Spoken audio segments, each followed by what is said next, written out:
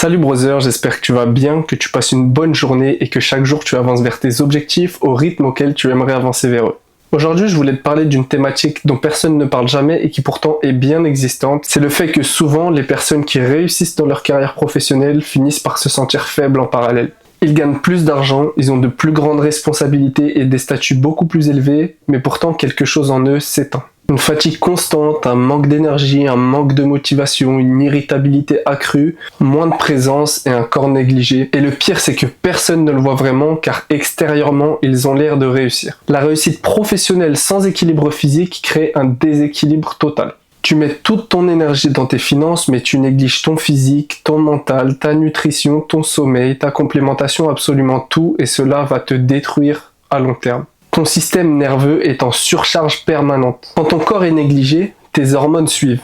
Un manque de sommeil va provoquer un cortisol élevé et une hormone de croissance beaucoup plus basse. Ta sédentarité va provoquer une baisse de tes hormones du plaisir.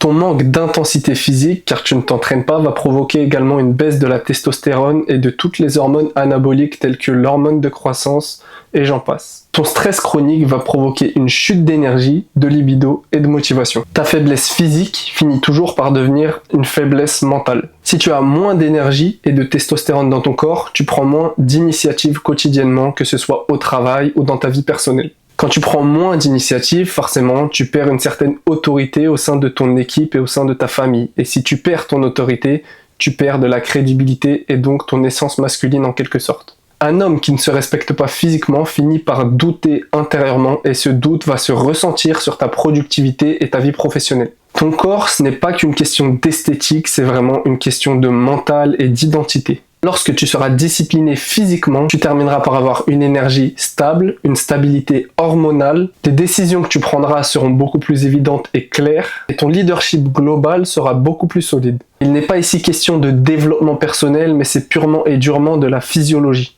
Si tu réussis professionnellement mais que physiquement tu sens que ça ne suit pas et ça ne te plaît pas, j'ai créé un canal privé sur WhatsApp exclusif pour les personnes qui souhaitent avoir de l'information globale sur la prise de muscle, sur la nutrition, sur l'entraînement, sur le sommeil. Et je partage de l'information quotidiennement dans ce canal. Je t'invite fortement à le rejoindre en cliquant sur le petit lien qui est dans la description. La réussite sans énergie, c'est une réussite qui est fragile et qui n'est pas véritable. Un homme solide construit son corps pour soutenir son esprit. Sinon, il finit par s'effondrer de l'intérieur.